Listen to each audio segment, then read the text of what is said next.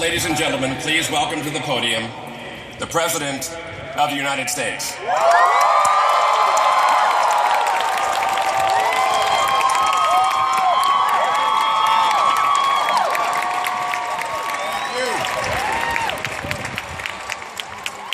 Hello, Anteaters.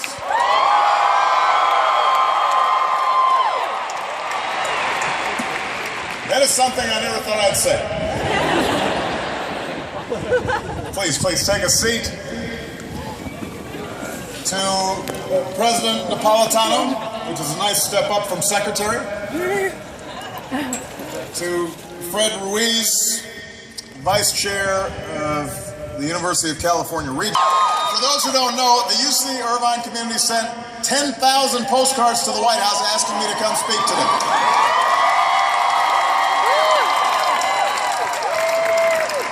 Some tried to guilt me into coming. I got one that said, "I went to your first inauguration. Can you please come to my graduation?" That was you. Some tried bribery. I'll support the Chicago Bulls. Another said today would be your birthday, so happy birthday, whoever you are. My personal favorite, somebody wrote and said, "We are super underrated." I'm sure she was talking about this school. But keep in mind, you're not only the #1 university in America younger than 50 years old, you also hold the Guinness World Record for biggest water pistol fight. You're pretty excited about that.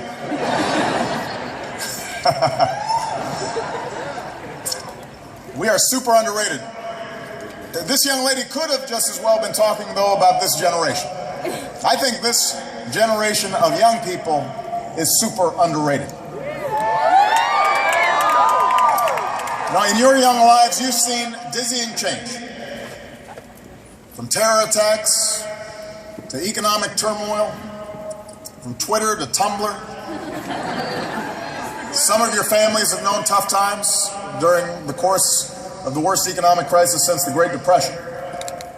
You're graduating into a still healing job market. And some of you are carrying student loan debt that you're concerned about. And yet your generation, the most educated, the most diverse, the most tolerant, the most politically independent, and the most digitally fluent in our history, is also on record as being the most optimistic about our future. And I'm here to tell you that you are right to be optimistic. You are right to be optimistic. Consider this. Since the time most of you graduated from high school, fewer Americans are at war, more have health insurance, more are graduating from college, our businesses have added more than 9 million new jobs, the number of states where you're free to marry who you love has more than doubled.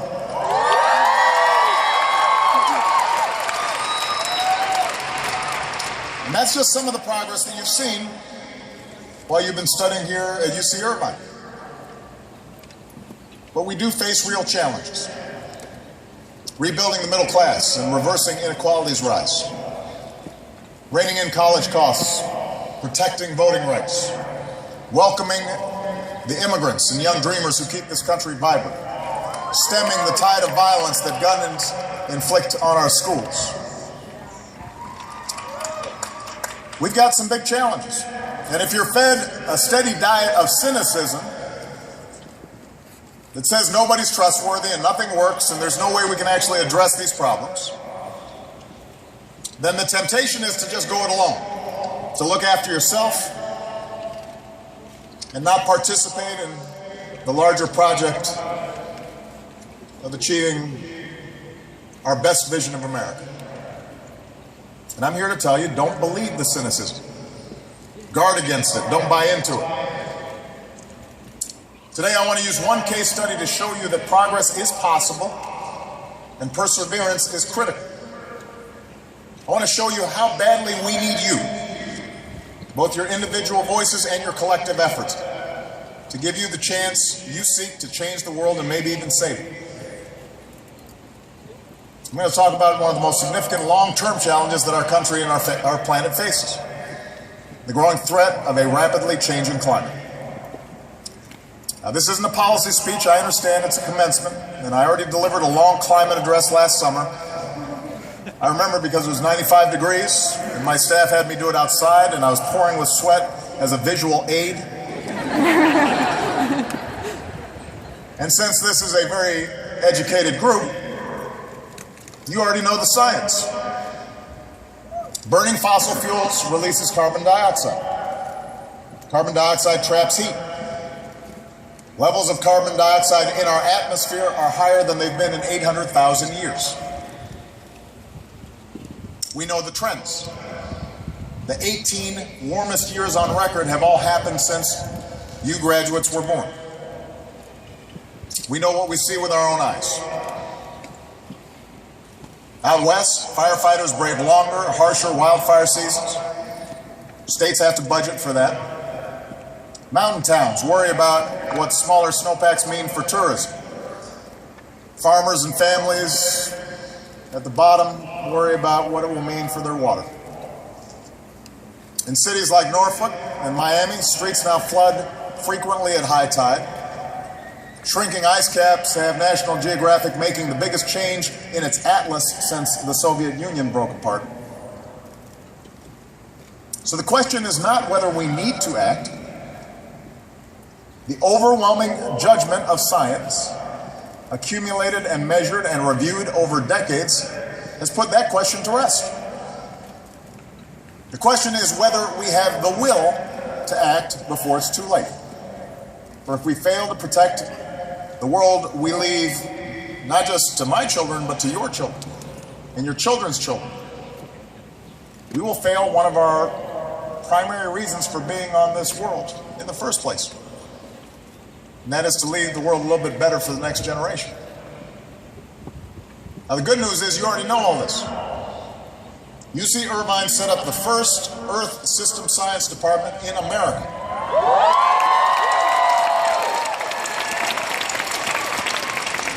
A UC Irvine professor student team won the Nobel Prize for discovering that CFCs destroy the ozone layer. A UC Irvine glaciologist's work led to one of last month's reports showing one of the world's major ice sheets in irreversible retreat. Students and professors are in the field working to predict changing weather patterns, fire seasons, and water tables, working to understand how shifting seasons affect global ecosystems, to get zero-emission vehicles on the road faster, to help coastal communities adapt to rising seas. And when I challenge colleges to reduce their energy use 20% by 2020, UC Irvine went ahead and did it last year. Done.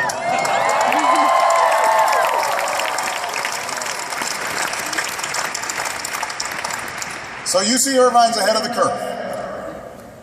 All of you are ahead of the curve. Your generation reminds me of something President Wilson once said. He said, "Sometimes people call me an idealist. Well, that is the way I know I am an American." That's who we are. If you need a reason to be optimistic about our future, then look around this stadium, because today in America, the largest single age group is 22 years old. And you are going to do great things. And I want you to know that I've got your back. Because one of the reasons I ran for this office was because I believed our dangerous addiction to foreign oil left our economy at risk and our planet in peril. So when I took office, we set out to use more clean energy and less dirty energy and waste less energy overall. And since then, we've doubled the distance our cars will go on a gallon of gas by the middle of the next decade. We've tripled the electricity we harness from the wind, generating enough last year to power every home in California. We've multiplied the electricity we generate from the sun 10 times over. In this state, California is so far ahead of the rest of the country in solar that earlier this year, solar power met 18% of your total power demand one day.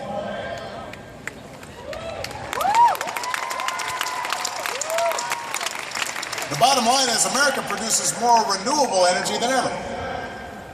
more natural gas than anyone. And for the first time in nearly 2 decades, we produce more oil here at home than we buy from other countries. And these advances have created jobs and grown our economy and helped cut our carbon pollution to levels not seen in about 20 years. Since 2006, no country on earth has reduced its total carbon pollution by as much as the United States of America.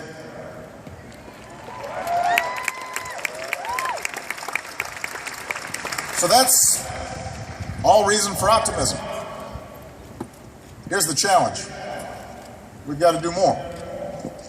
What we're doing is not enough. And that's why a couple of weeks ago, America proposed new standards to limit the amount of harmful carbon pollution that power plants can dump into the air. We also have to realize, as hundreds of scientists declared last month, that climate change is no longer a distant threat, but has moved firmly into the present. That's a quote.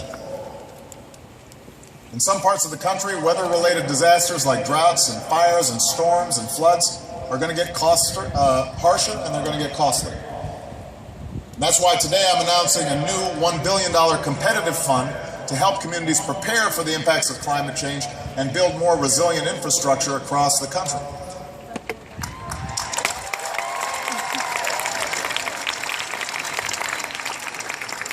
So it's a big problem. But progress, no matter how big the problem, is possible. That's important to remember, because no matter what you do in life, you're going to run up against big problems in your own personal life and in your communities and in your country. There's going to be a stubborn status quo, and there are going to be people determined to stymie your efforts to bring about change. There are going to be people who say you can't do something. There are going to be people who say you shouldn't bother. I've got some experience in this myself.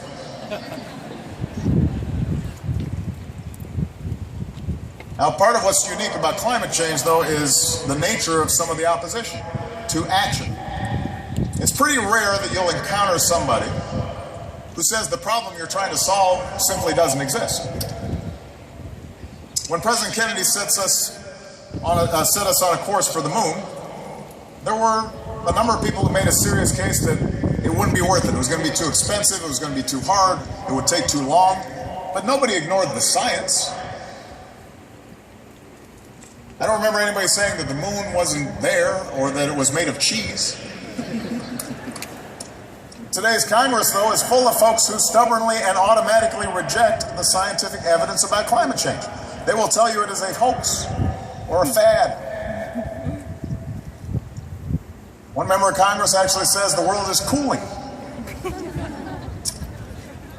There was one member of Congress who mentioned a theory involving dinosaur flatulence, which I won't get into, but their view may be wrong and a fairly serious threat to everybody's future, but at least they have the brass to say what they actually think. There's some who also duck the question. They say, when they're asked about climate change, they say, hey, look, I'm not a scientist. And I'll translate that for you. What that really means is, I know that man-made climate change really is happening, but if I admit it, I'll be run out of town by a radical fringe that thinks climate science is a liberal plot, so I'm not going to admit it. Now, I'm not a scientist either, but we've got some really good ones at NASA. I do know that the overwhelming majority of scientists who work on climate change, including some who once disputed the data, have put that debate to rest. The writer Thomas Friedman recently put it to me this way. We were talking, he says, your kid is sick. You consult 100 doctors. 97 of them tell you to do this. 3 tell you to do that. And you want to go with the 3?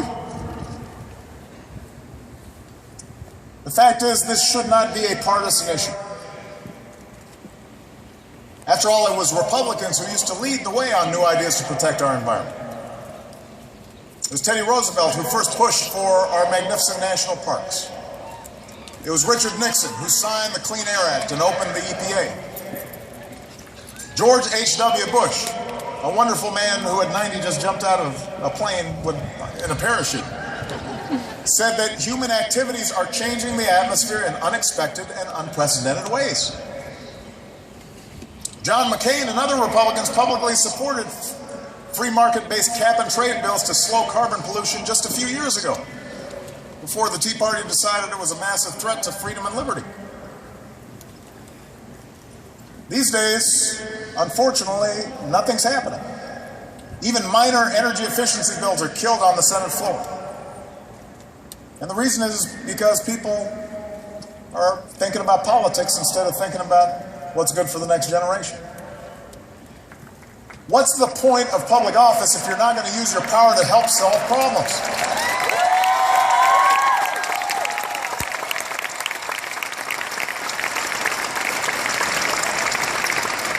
And part of the challenge is that the media doesn't spend a lot of time covering climate change and letting average Americans know how it could impact their futures.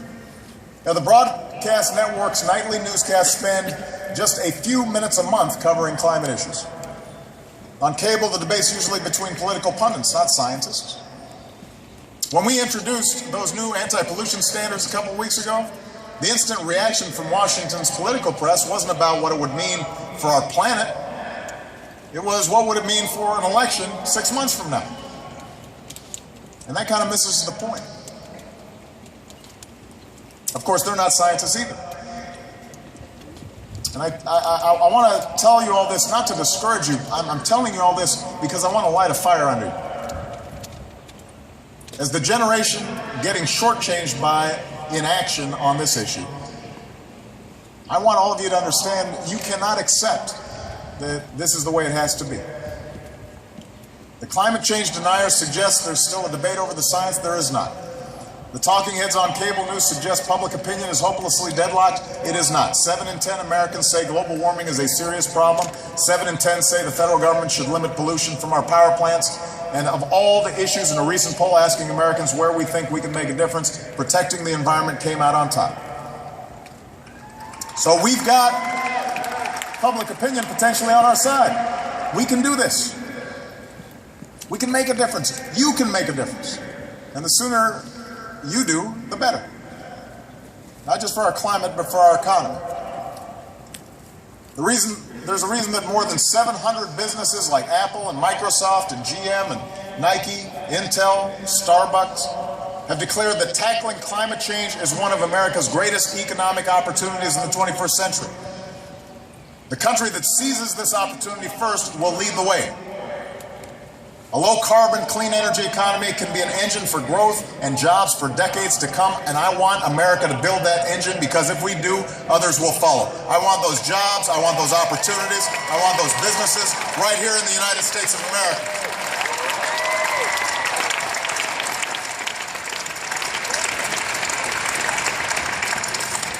Developing countries are using more and more energy, and tens of millions of people are entering the global middle class, and they want to buy cars and refrigerators. And so if we don't deal with this problem soon, we're going to be overwhelmed.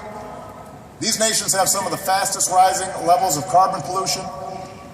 They're going to have to take action to meet this challenge. They're more vulnerable to the effects of climate change than we are. They've got even more to lose, but they're waiting to see, what does America do? That's what the world does. It waits to watch us act. And when we do, they move. And I'm convinced that on this issue, when America proves what's possible, then they're going to join us. And America cannot meet this threat alone. Of course, the world cannot meet it without America. This is a fight that America must lead. So I'm going to keep doing my part for as long as I hold this office, and as long as I'm a citizen once out of office. But we're going to need you, the next generation, to finish the job. We need scientists to design new fuels. We need farmers to help grow. We need engineers to invent new technologies. We need entrepreneurs to sell those technologies. We need workers to operate assembly lines that hum with high-tech, zero-carbon components. We need builders to hammer into place the foundations for a clean energy age. We need diplomats and businessmen and women and Peace Corps volunteers to help developing nations skip past the dirty phase of development and transition to sustainable sources of energy. In other words, we need you. We need you. And if you believe, like I do, that something has to be done on this, then you're going to have to speak out. You're going to have to learn more about these issues. You're going to have to, even if you're not like Jessica, an expert, you're going to have to work on this. You're going to have to push those of us in power to do what this American moment demands. You've got to educate your classmates and colleagues and family members and fellow citizens and tell them what's at stake. You've got to push back against the misinformation and speak out for facts and organize others around your vision for the future. You need to invest in what helps and divest from what harms. And you've got to remind everyone who represents you at every level of government that doing something about climate change is a prerequisite for your vote. You know, it's no accident that when President Kennedy needed to convince the nation that sending Americans into space was a worthy goal, he went to a university. That's where he started. Because a challenge as big as that, as costly as that, as difficult as that, requires a spirit of youth. It requires a spirit of adventure, a willingness to take risks. It requires optimism. It requires hope. That day, a man told us we'd go to the moon within a decade. And despite all the naysayers, somehow we knew as a nation that we'd build a spaceship and we'd meet that goal. That's because we're Americans, and that's what we do. Even when our political system is consumed by small things, we are a people called to do big things. And progress on climate change is a big thing. Progress won't always be flashy. It'll be measured in disasters averted and lives saved and a planet preserved and days just like this one 20 years from now and 50 years from now and 100 years from now. But can you imagine a more worthy goal, a more worthy legacy than protecting the world we leave to our children? So I ask your generation to help leave us that legacy. I ask you to believe in yourselves and in one another, and above all, when life gets you down or somebody tells you you can't do something, to believe in something better. There are people here who know what it means to dream. When Muhammad Abidi was a boy, the suffering he saw in refugee camps in Lebanon didn't drive him into despair.